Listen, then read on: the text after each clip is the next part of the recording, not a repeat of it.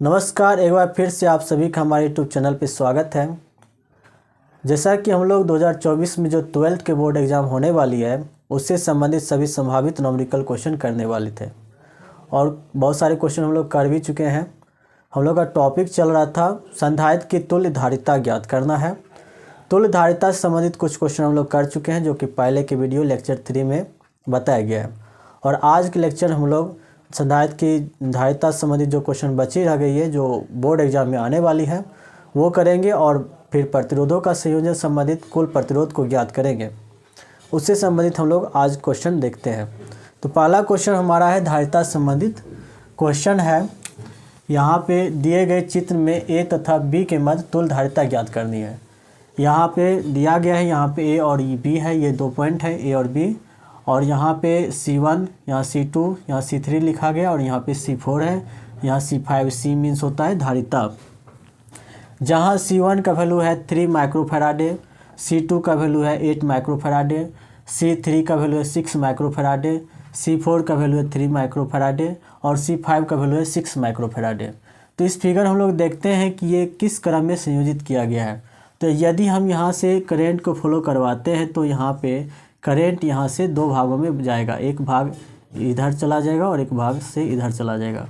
तो यहाँ C1 से जब करंट जाएगी तो वो C1 से करंट चेंज हो जाएगी या C5 की तरफ चली जाएगी। इस प्रकार हम लोग देखते हैं कि C1 और C5 में सेम करंट जाता है। उसी प्रकार से ये करंट जो है C4 से होते हुए डायरेक्ट C3 की ओर चली जाएगी और बीच में करंट नहीं जाएगी। तो ये जो हमारा सर्किट है ये रॉन्ग दिया गया है, ये इसका कोई वैल्यू ही नहीं है। तो इस प्रकार हम लोग जब इसको अरेंज करेंगे तो हमारा सर्किट हो जाएगा कुछ इस प्रकार से।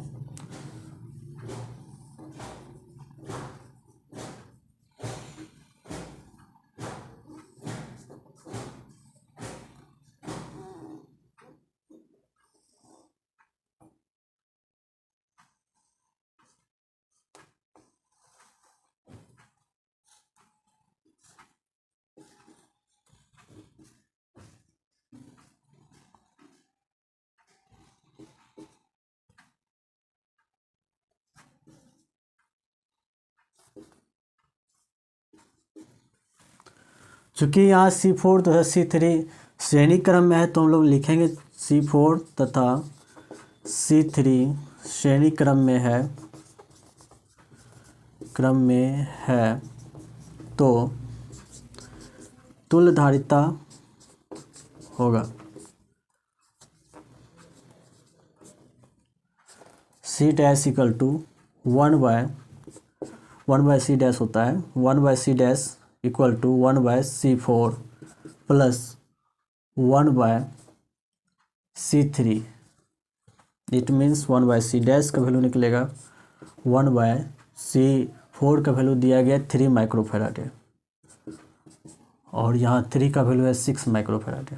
इस प्रकार C डैश का निकल जाएगा 6, यहाँ पे हो जाएगा 2 + 1 तो C डैश निकल जाएगा 2 माइक्रोफैराडे। उसी प्रकार से हम लोग आगे देखते हैं। सर्किट दिया गया है C1 तथा C5 श्रेणी क्रम में है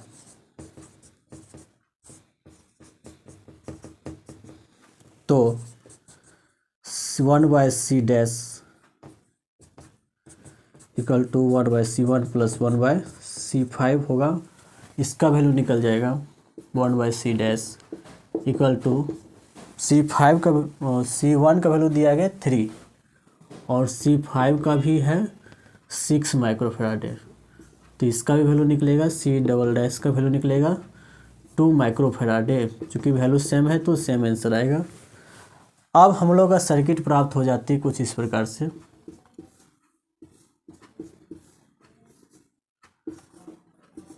और इस प्रकार ये सर्किट बन रही है वो सर्किट समांतर क्रम का है।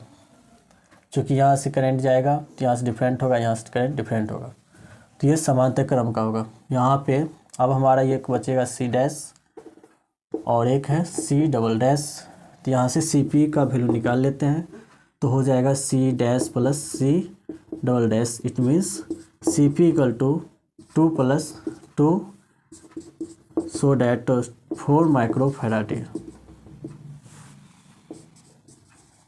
ये आपका समतुल्य धारिता हुई।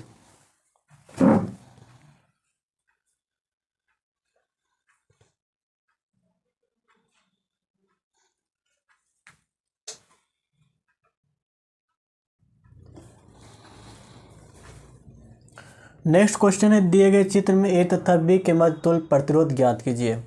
क्वेश्चन में यहाँ बताया गया है, यहाँ पे ए और बी सिरा दिया गया है और यहाँ से एक सर्किट तार को इधर जोड़ दिया गया और फिर से यहाँ तक कनेक्ट किया गया है।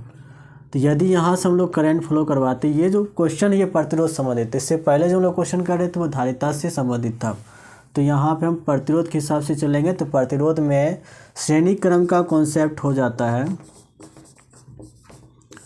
श्रेणी क्रम का हो जाएगा RS equal to R1 plus R2 plus R3। अगर मैनी प्रतिरोध के लिए तो Rn तक जाएगा, जबकि समांतर क्रम में यही चीज़ हो जाएगा 1/Rp equal to 1/R1 plus 1/R2 plus 1/R3, जहाँ तक हो सकती है। तो यहाँ पे चूँकि हमारा सर्किट दिया गया, उसको हमको पहले समझना पड़ेगा कौन सा क्रम में दिया गया, कौन सा कॉम्बिनेशन यहाँ पे है, उसके हिसाब से हम लोग चलेंगे। तो यहाँ हम लोग करंट को जब फॉलो करवाते हैं तो देखते हैं यहाँ करंट दो भाग में बढ़ जाएगी, एक करंट इधर चली जाएगी और दूसरा करंट इधर आएगी। इस प्रकार ये जो सर्किट है ये दोनों ये समांतर क्रम में हो जाएगी और फिर ये करंट जो है ये करंट यहाँ तक सेम जाएगा। इट मीन्स ये दोनों जो है श्रेणी क्रम में होगा। पहले इसका हम नाम रख देते हैं R1 और ये R2 और फिर R3। तो हम लोग पाते हैं कि चूँकि R1 तथा R2 श्रेणी क्रम में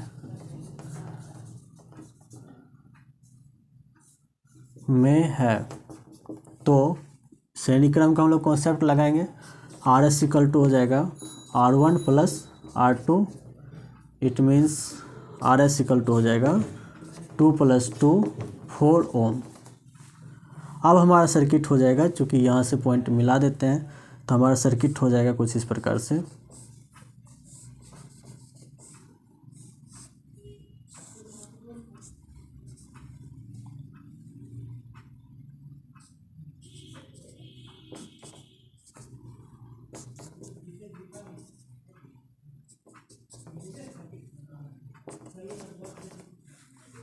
तो यहाँ पे आप क्लियर है कि ये दोनों समांतर क्रम है, तो समांतर क्रम का फॉर्मूला लगा देते हैं। 1/Rp इक्वल टू हो जाएगा 1/Rs प्लस 1/R3।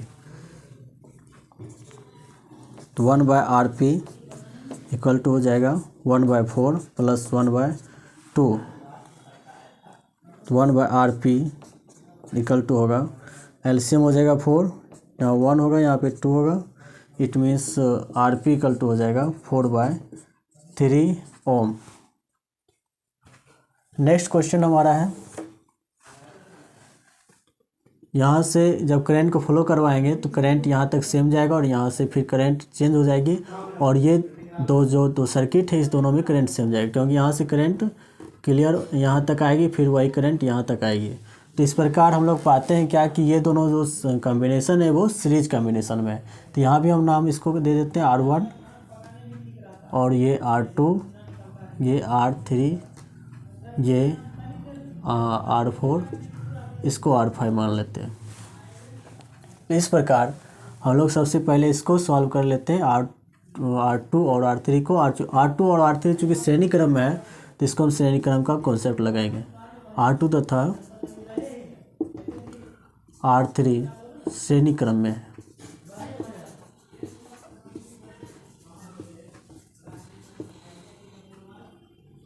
तो यहाँ से जब इसका वैल्यू पुट करेंगे श्रेणी क्रम के लिए तो हो जाएगा R2 plus RS equal to R2 plus R3। तो RS इक्वल टू हो जाएगा, R2 का वैल्यू दिया गया है यहाँ पे 4, R3 का वैल्यू दिया गया है 4, इट मीन्स 8 ओम हो जाएगा। अब हमारा सर्किट कुछ इस प्रकार से बनेगा।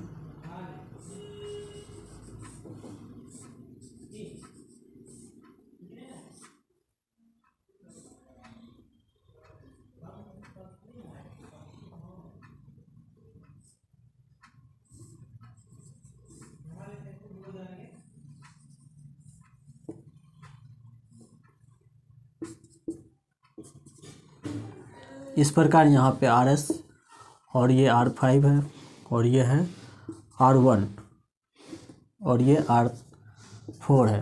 तो यहाँ R5 चूँकि R5 तथा RS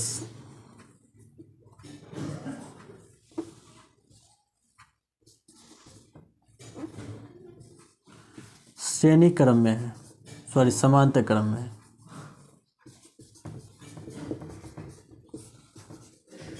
है, तो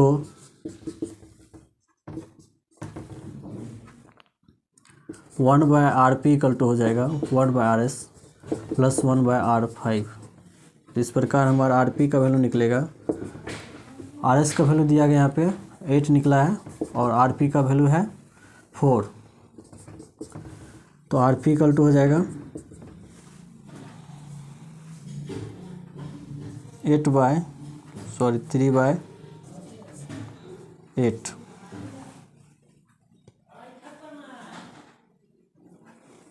तो RP इक्वल टू निकल जाएगा 8/3 ओम। अब हमारा सर्किट जो है कुछ इस प्रकार से हो जाएगा।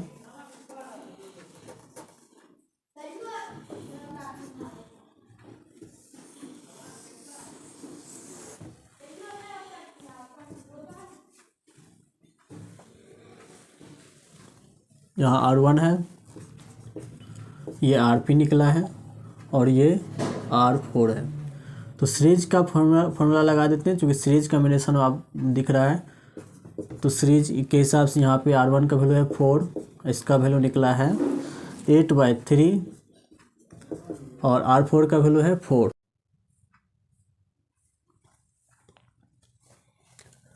नेक्स्ट क्वेश्चन है, दिए गए चित्र ए तथा बी के मध्य तुल्य प्रतिरोध ज्ञात कीजिए। जहाँ पे हमारा फिगर आप कुछ इस प्रकार से है, क्वेश्चन नंबर सी में, और डी का कुछ उस प्रकार से है।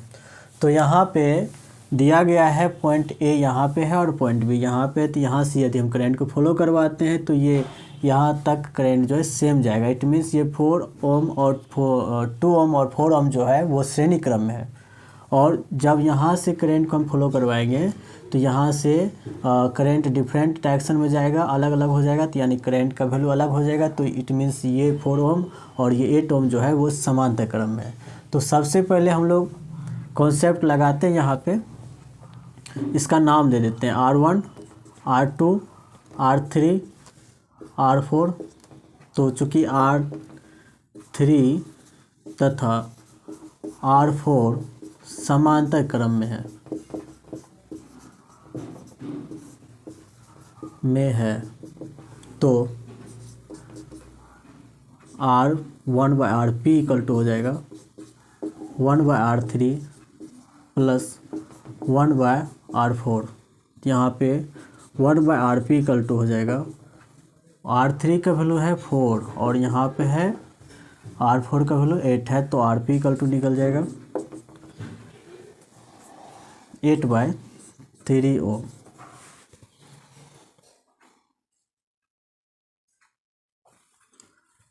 अब हमारा फिगर कुछ इस प्रकार से हो जाता है।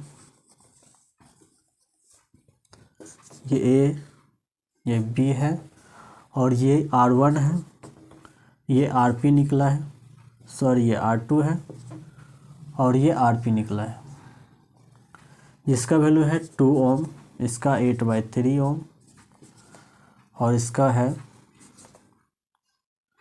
8 ओम। तो इस हिसाब से अब हम लोग 4 ओम है यहाँ पे। तो इस हिसाब से अब हम लोग देख रहे हैं कि ये जो कॉम्बिनेशन है वो सीरीज कॉम्बिनेशन है, क्योंकि यहाँ से करंट देने पे इस पूरे बी तक सेम करंट जाएगा। तो यहाँ पे टोटल प्रतिरोध हो जाएगा सीरीज कॉम्बिनेशन के हिसाब से। तो RS इक्वल टू हो जाएगा R1 plus R2 plus RP। It means RS equal to हो जाएगा 2 + 8/3 + 4। तो आर एस इक्वल टू हो जाएगा 3 3 2 जो 6, यहाँ पे फिर 8 होगा, यहाँ पे 4 3 जो 12, तो आर एस इक्वल टू हो जाएगा 26/3 ओम। इसको चाहे तो डेसिमल में चेंज कर सकते हैं। नेक्स्ट क्वेश्चन हमारा है, ये पहले जो हम लोग प्रतिरोध ये धारिता संबंधी जो क्वेश्चन किए थे कुछ उसी प्रकार से फिगर है। तो यहाँ भी हम लोग वही कॉन्सेप्ट यूज करते हैं, करंट को जब फॉलो करवाते हैं तो यहाँ से करंट इस तार से होते हुए जाएगी, यहाँ तक सेम आएगी, और फिर यहाँ से ये करंट यहाँ तक सेम आएगी। तो इस प्रकार हम लोग देखते हैं क्या कि ये जो और ये जो प्रतिरोध है यहाँ पे इसका नाम अगर रख देते हैं तो ये R1 हो, ये R2 और ये R3, तो और यहाँ पे R4, यहाँ पे R5, तो यहाँ पे ये और ये जो प्रतिरोध है वो क्या हो जाएगी, श्रेणी क्रम हो जाएगा। उसी प्रकार से R1 और R5 जो है श्रेणी क्रम हो जाएगा। तो हमारा दूसरा डायग्राम कुछ इस प्रकार से बनेगा। इस पॉइंट को हम मिला के चलेंगे तो हमारा डायग्राम कुछ इस प्रकार से दिखेगा।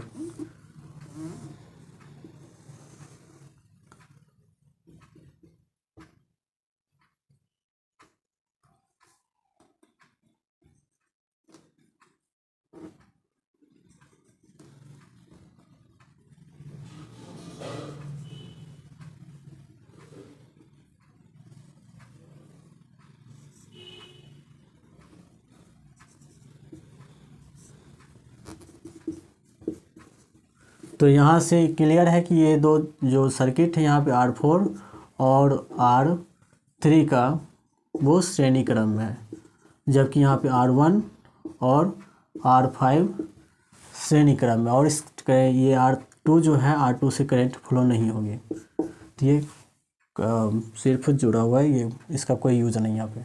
तो यहाँ पे इसका प्रतिरोध हो जाएगा RS equal to R4 plus R3। It means R4 का वैल्यू है 2 ओम और R3 का वैल्यू है 3 ओम, तो हो जाएगा 5 ओम। जबकि यहाँ पे R1 का वैल्यू दिया गया है उसी प्रकार से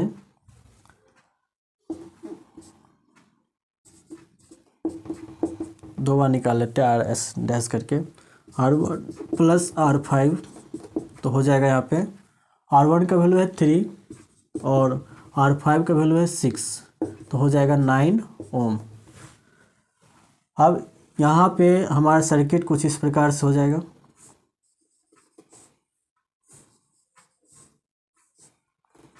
अब हमारा सर्किट समांतर क्रम में हो गई है, तो हम लोग समांतर क्रम का कॉन्सेप्ट यूज करेंगे। तो यहाँ पे 1/RP इक्वल टू लिखेंगे 1/RS प्लस 1/RS डैश था वहाँ पे RS डैश डैश, तो इस प्रकार 1/RP इक्वल टू हो जाएगा। इसका वैल्यू निकला है 5 और इसका वैल्यू 9 है, दोनों कैल्शियम 45 हो जाएगा।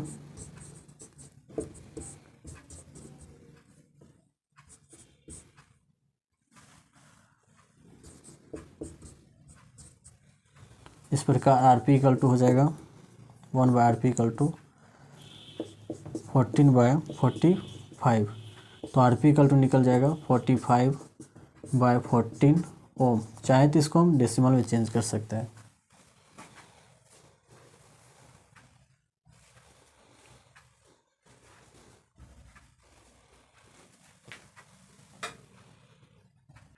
ये जो क्वेश्चन दिया गया है ये किरचॉफ के नियम पे आधारित क्वेश्चन है, और इस तरह के क्वेश्चन भी बोर्ड एग्जाम में बहुत पूछी जाती है। चूँकि किरचॉफ का दो नियम है, लूप का नियम और संधि का नियम, तो ये जो नियम ये क्वेश्चन जो है वो संधि के नियम पे आधारित है। संधि का नियम क्या कहता है, तो बताता है क्या कि किसी बिंदु पर मिलने वाली सभी धाराओं के बीजगणितीय योग शून्य होती है। यानी क्या कि यहाँ पे अगर जो करंट मिल रहा है इस सभी को हम ऐड कर दें, उसका बीजगणितीय योग निकाल लें तो टोटल वैल्यू शून्य के बराबर होगा। जहाँ पे हमको सबका वैल्यू दिया गया लेकिन इस आई का वैल्यू नहीं दिया गया, इसका वैल्यू हमको फाइंड आउट करनी होती है। तो हम लोग लिखेंगे यहाँ पे किरचॉफ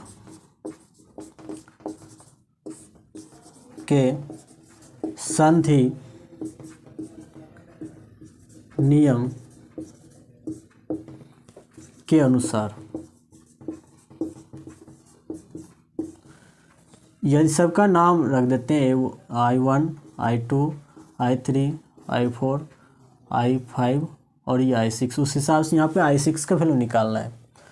तो यहाँ पे हो जाएगा I1 चूँकि अंदर की ओर जा रहा है तो ये प्लस में होगा, और जो बाहर की ओर आता है वो माइनस में होता है। I2 चूँकि बाहर की ओर आ रहा है तो ये माइनस में लिखेंगे।